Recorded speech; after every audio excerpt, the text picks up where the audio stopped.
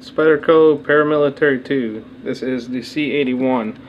The product code for this particular Paramilitary 2 will be C81GPCMOBK2.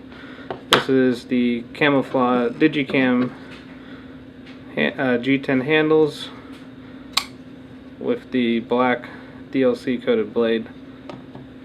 This particular one I picked up at a local knife and gun show because this particular model is very difficult to find online. When you get a Paramilitary 2, it arrives in the classic Spyderco box, and I know that they have people who fake some of the Spydercos, and you can sometimes tell because there's certain defects with the box. So I'll put the box aside for now. So the Paramilitary 2. This is a very, very popular knife by Spyderco, very hard to find. A lot of times when this is in stock, it's already out of stock within about 10 minutes, especially from Blade HQ and some other retailers. So this is the one that has a Digicam G10 handles with the black DLC coated blade. I have this positioned for left-hand carry. So let's go over some specs on this. Paramilitary 2 overall length is about 8.28 inches when it's open up. It's not an automatic knife nor spring assisted. Put it around this way.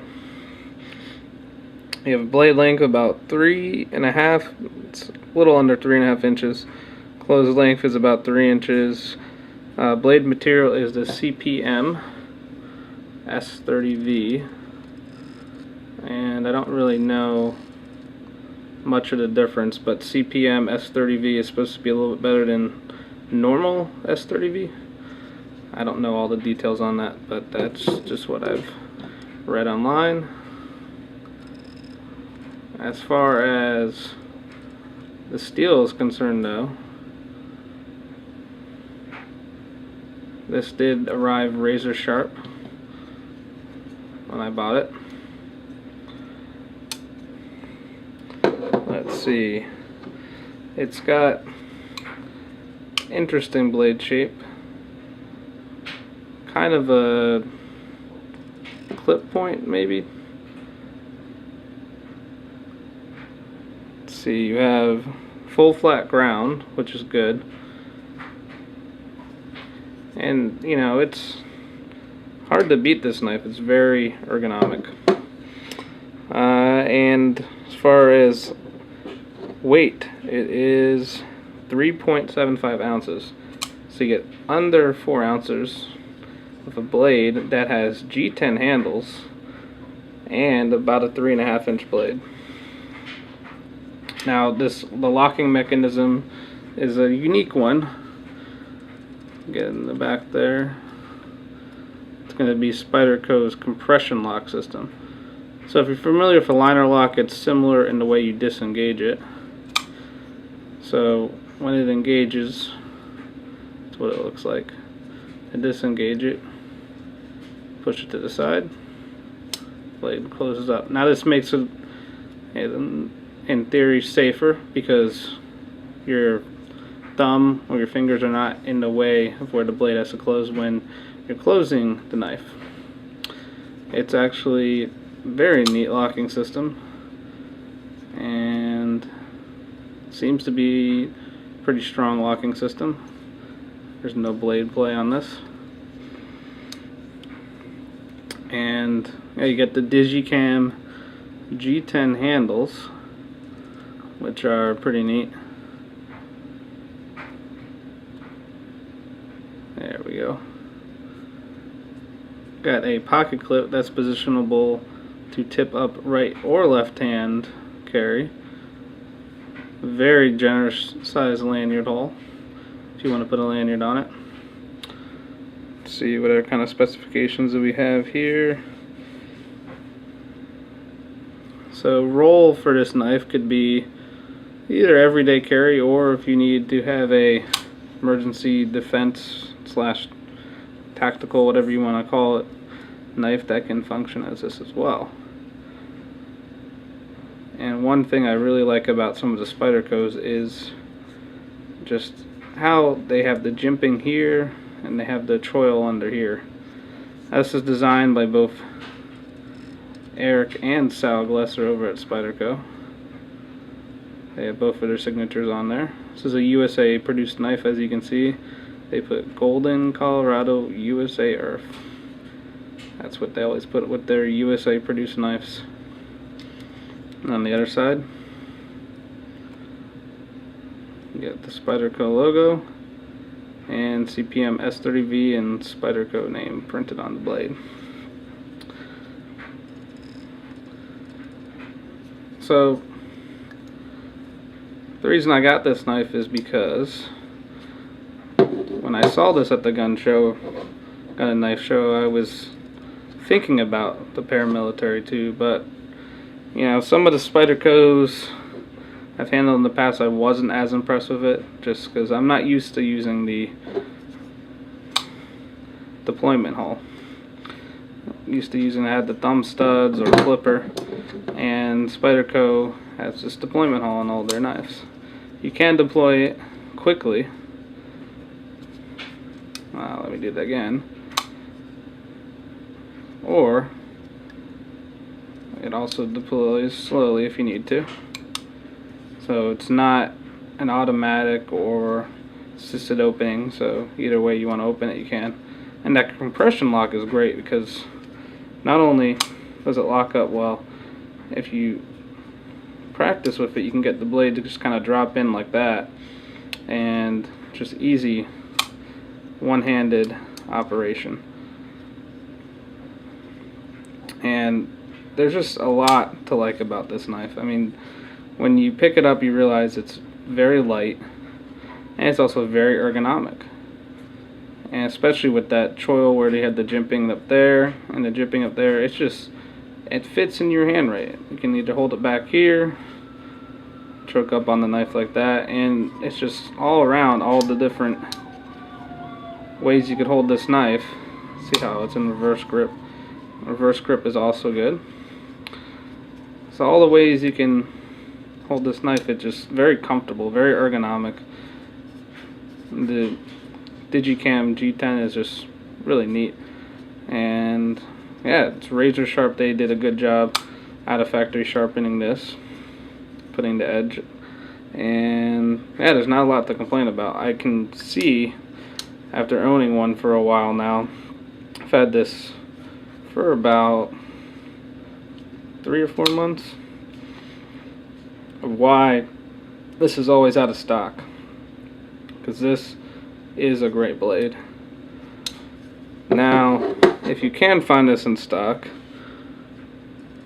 these go for, let's see, about $136, $140, give or take where your online retailer is. But it's a great knife. I know that a few of the dealers are coming out with some exclusives through their sites. I know Blade HQ is coming out with one, I believe, in JG10 handles with CPM M4 steel. I believe that KnifeWorks is also getting an M4 version in a different type of handle as well. So you can keep a lookout for that, but I'm sure those, just like the classic Paramilitary 2 here, are going to sell quick. You can sometimes find this in the black G10. The brown G10 I haven't seen in stock in a long time. They might have stopped making that. Black G10's a little bit easier to find. Doesn't go out of stock as quick as this Digicam. Pocket clip doesn't ride extremely deep, but it works, and it's solid. And it's just, this one it's a nice knife. Sometimes still gotta get used to Spyderco deployment hole, but yeah, overall it's a great design. So if you can find this, I'd pick this up. Let's see, what else could you get? Going along with the Spyderco family, you can get a Spyderco Manix. This is the Manix 2 lightweight translucent. Similar style a little bit. I mean, blade shape is different, handle material is different. This has this ball bearing lock, which seems kind of similar to Access lock, but it is different. Now the Manix 2 and the blue translucent's a little bit cheaper. You can get these for about $80. So you're going to pay a little bit less, about 3 ounces, so almost an ounce lighter than the Paramilitary 2. But this also has stainless steel liners, which if you look inside, I don't know if you can get a good view of that or not, they actually are milled out. I don't know if it's, yeah, there we go. They actually are milled out very well. So it saves on weight, because normally if you have G10 handles and stainless steel liners, you're going to be talking more weight. But they get this a little under 4 ounces with that size blade. It's pretty neat. So this is also set up for left-hand carry. Still not a deep carry pocket clip, but you can do left or right-hand carry with the Manix 2 as well. It has a different blade steel. It's going to be, what is a CTS BD1, so not as fancy of a steel as CPM S30V, but this is only $80. They do have a S110V, I believe, version of the Manix 2 lightweight, but that's a lot more money. Let's see what else we got. ZT 070 CF. Now this is a nice lightweight knife as well. I think this comes in about 3 ounces as well. Yeah, 3 ounces. This is going to be $180. So it's going to be light, more expensive than either the Paramilitary 2 or the Manix 2. Liner lock, carbon fiber handles, and Elmax steel. I know some people don't really like Elmax steel. This is tip up only, right or left hand. So I think all the knives I'm showing you are all left-handed compatible. I think. Let's see, which is good for me. Benchmade 940. Let's see, 940. You're gonna pay about $195. It's probably the most expensive knife on the list here. They do have a carbon fiber version as well, which is expensive. About the same blade length as the Paramilitary 2. Now this is the lightest, I believe. This comes in at 2.90 ounces. So this is real light. Aluminum scales.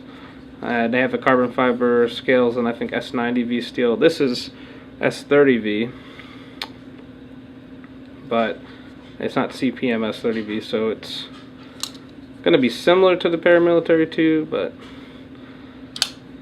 shouldn't see much difference in those steels. But this is, of course, is a lot more money. Features the Benchmade Access lock, which also allows you to take your fingers out of the way when you're closing the knife. Finally, I don't have this set up yet for left-handed carry, but the ZT 0450. This is new knife from Zero Tolerance 2015. You're looking at, again, I believe, yeah, very light knife, 2.9 ounces. Titanium handles, so you're not going to have as much grip, and if it's cold out, you might feel it in the handle. S35 VN, so a little bit fancier of a steel. You got the frame lock, very good deployment, and this is going on the Kershaw's KVT system of their washers. It's spring assist. This has, I believe, washers as well. Manix 2, I'm not sure. You can get it to flick out. I'm not sure if there's washers in there or not. And I believe the Paramilitary 2 has bronze washers. And it's pretty smooth.